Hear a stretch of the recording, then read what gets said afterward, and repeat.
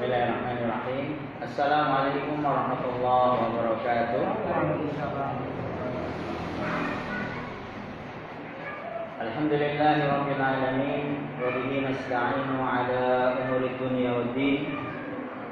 Wa sallallahu ala nabiyyina Muhammadin wa ala alihi wa sahbihi wa man tabi'ahum bi ihsanin ila yaumiddin. Rabbi shrah li sadri wa yassir li amri wahlul 'uqdatam min lisani yafqahu qawli. Allahumma anfa'na bima 'allamtana wa 'allimna ma yanfa'una wa zidna 'ilman. Amma ba'd. Ma'asyiral mu'minin jamaah salat maghrib Masjid Al-Barakah rahimani wa rahimakumullah. Alhamdulillah, kembali kita memuja dan memuji Allah Subhanahu wa taala serta bersyukur atas limpahan karunia taufik hidayah dari Allah Subhanahu wa taala sehingga kita selaku hambanya masih mampu untuk menjalankan, menunaikan kewajiban kita sebagai seorang mukmin, yaitu diantaranya adalah sholat maghrib dengan berjamaah. Sebelum kita duduk di masjid yang kita cintai ini, kita sama-sama mengkaji ayat-ayat Al-Quran, yang mana dari kita mengkaji ayat-ayat Al-Quran tersebut kita berharap kita bisa lebih memahami dan kita bisa melaksanakan, menunaikan isi atau kandungan yang ada di dalam Al-Quran. Tentunya kita senantiasa berharap, berdoa kepada Allah Subhanahu wa taala semoga amal ibadah kita diterima oleh Allah Subhanahu wa taala, dijadikan pemberat timbangan kebaikan kita kelak ketika kita menghadap kepada Allah Subhanahu wa taala. Allahumma amin. Salawat beriring salam semoga senantiasa teraturkan, tercurahkan kepada Nabi agung Nabi kita Nabi Muhammad sallallahu alaihi wasallam dan juga kepada keluarga, sahabat serta orang-orang yang senantiasa istiqamah mengikuti ajaran beliau hingga hari kiamat. Bapak, ibu-ibu, adik-adik yang semoga senantiasa dirahmati oleh Allah Subhanahu wa taala. Kembali kita akan melanjutkan kajian kita atau bahasan kita masih membahas surat Al-Adiyat, ya.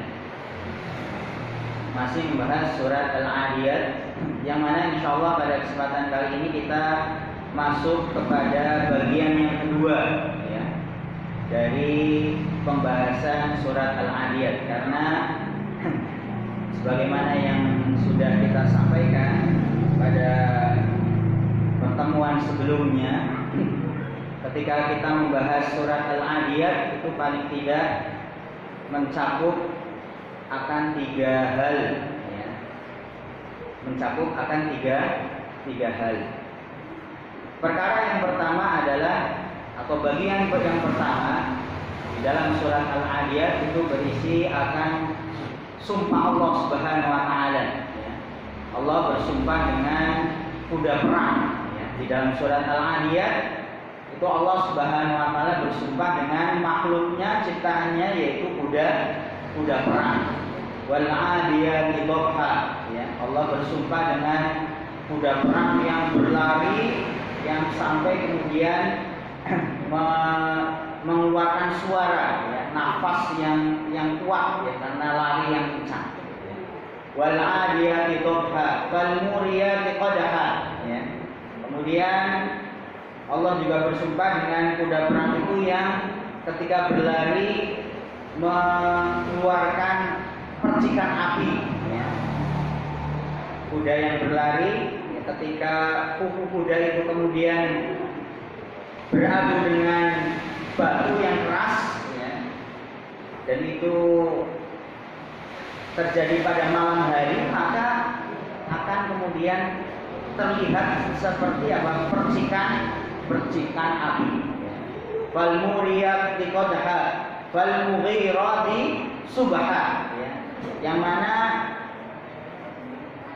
pasukan itu menyerang di waktu subuh, yang mana mereka menggunakan kuda perang. fal mughirati subha fa atharna bihi naq'a. Ya. Kemudian karena kuda tadi berlari kencang, ya, maka itu kemudian menerbangkan debu-debu. Ya. Fal muriyat qadha fal mughirati subha fa atharna bihi naq'a fa wasalna bihi jam'a. Ya. Kemudian kuda perang itu, ya, bisa masuk ke tengah-tengah pasukan musuh. Ya, ini menandakan bagaimana kuda perang itu hewan yang pemberani, ya, hewan yang pemberani. Ini bagian yang awal, ya, yang ada di surat Al-Adiyat. Dan juga kita sudah sedikit membahas bagaimana keutamaan dari kuda, ya. Bahwasanya al-khayl maqudun, kuda itu nanti akan terus dipakai sampai hari kiamat. Kan disebutkan oleh keterangan oleh para ulama itu akan terus digunakan oleh, ya, pasukan untuk berperang. Ini kuda perang. Dan juga kita tahu bagaimana wasiat Umar gitu, ya, berkaitan dengan kuda, ya. Di antara wasiat Umar adalah apa? Alimu auladakum as-sibah. Ya. Ajarilah anak-anak kalian itu as-sibah. Apa itu sibah? Berenang. Ya. Jadi Umar itu memerintahkan untuk kepada kaum muslimin untuk mengajari anak-anak mereka bagaimana cara berenang.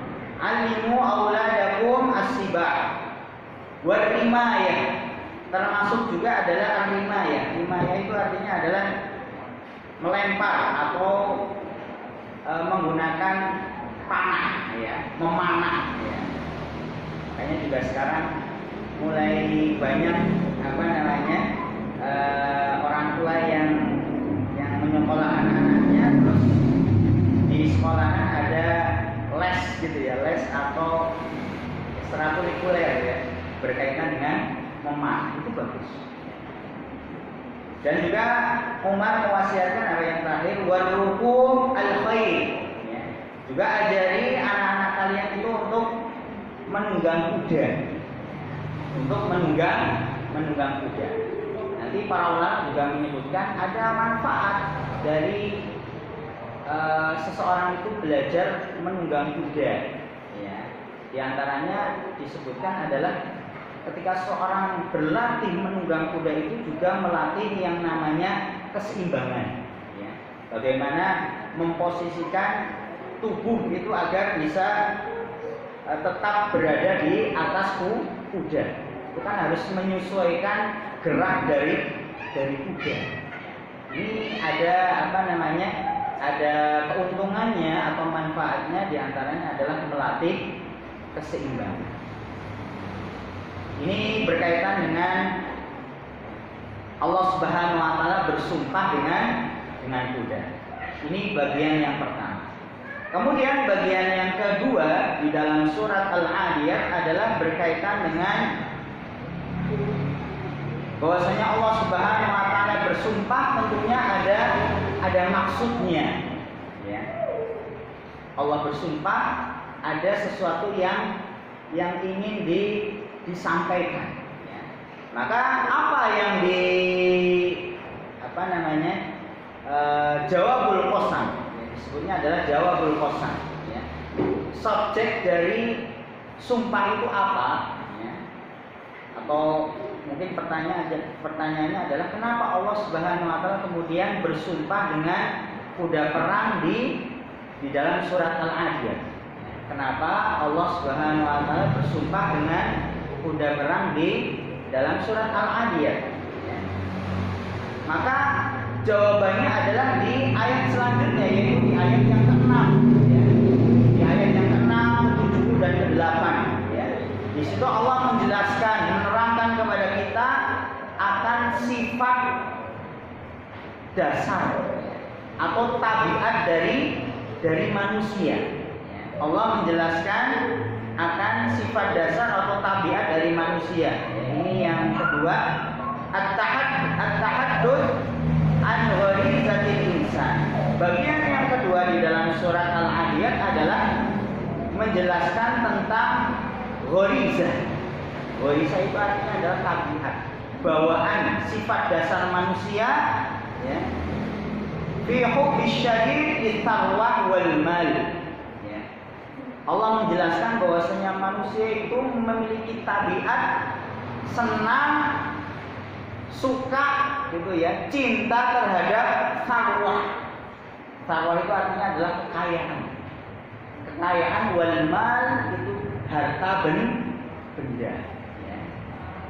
Allah sampai bersumpah untuk menjelaskan bahwasanya sifat manusia itu gandrung, senang, ya, cinta dengan harta, cinta dengan kekayaan. Allah bersumpah dengan kuda.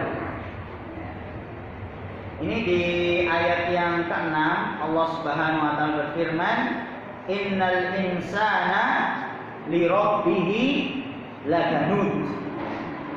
Sungguh al-insan manusia li rabbih terhadap Tuhannya, terhadap Rabbnya lakanud, ya.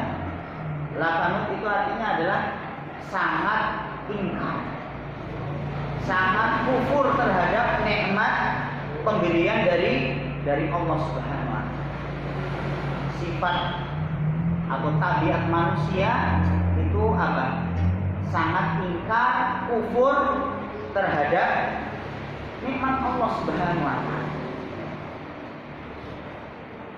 Innal insan, ya, sungguh manusia, ya. Ini makna manusia, para ahli tafsir ini memaknai ada dua makna. Ada yang memaknai makna al-insan. Al-insan itu artinya manusia, ya. Ada yang memaknai makna al-insan itu adalah seluruh manusia, ya.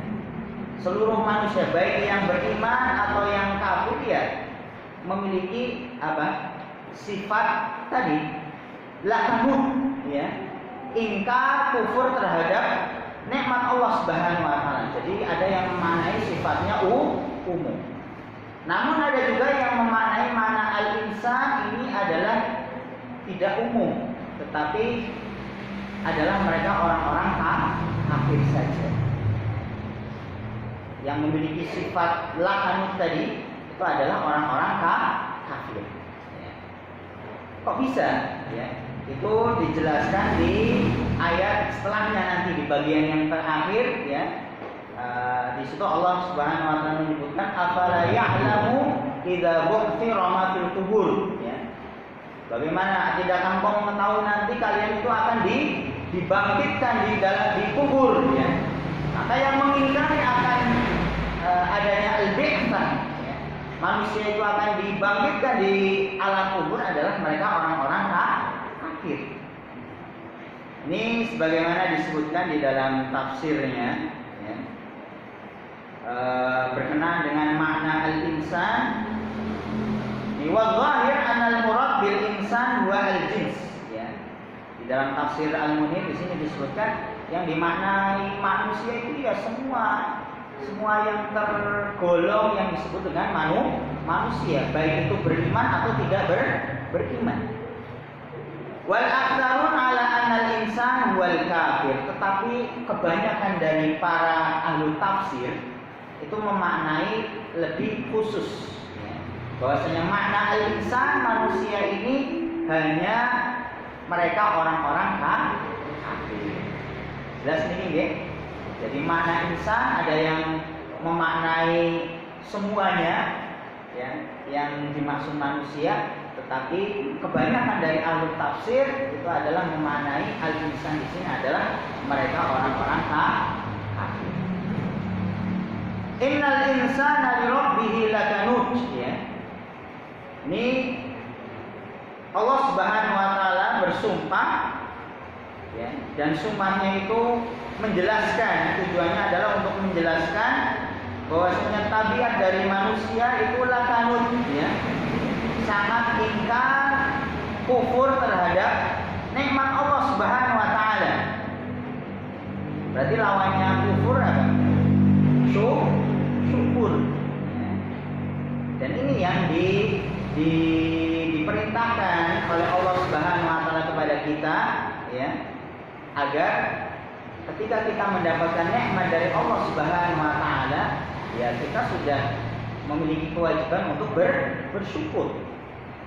Namun diingatkan oleh Allah Subhanahu wa taala bahwasanya manusia itu memiliki tabiat, ya, yaitu ingkar, kufur terhadap nikmat Allah Subhanahu wa taala. Maka makna lakanut atau kufur, ingkar terhadap nikmat ini adalah ungkapan yang buruk, ya. Predikat yang buruk, julukan yang buruk, ya. Yang mana maknanya itu kalau digabungkan dari makna-makna yang ada yang disebutkan oleh para ahli tafsir, maka itu makna lakanut adalah perbuatan ingkar tadi, ya. Ingkar, tidak mau bersyukur atas karunia Allah Subhanahu wa taala. Ini seperti disebutkan oleh Al-Hasan, ya, ketika menafsirkan atau memaknai makna lakanut itu adalah walladzi yu'addu al-masaib, ya. Jadi tabiat manusia itu adalah lakanut, ya, memiliki sifat buruk yang senantiasa mengingat-ingat yang namanya musibah. Selalu mengingat-ingat yang namanya musibah. Jadi kalau seseorang itu, ya, dia ditimpa musibah, maka dia akan ingat terus, gitu, ya. Beda halnya kalau dia mendapatkan nikmat. Seringnya apa? Sering ingat apa sering lupa kalau dapat nikmat? Seringnya lupa. Kalau sekali sakit aja diingat-ingat, ya Allah, kenapa saya diberi ujian berupa sakit, kan gitu.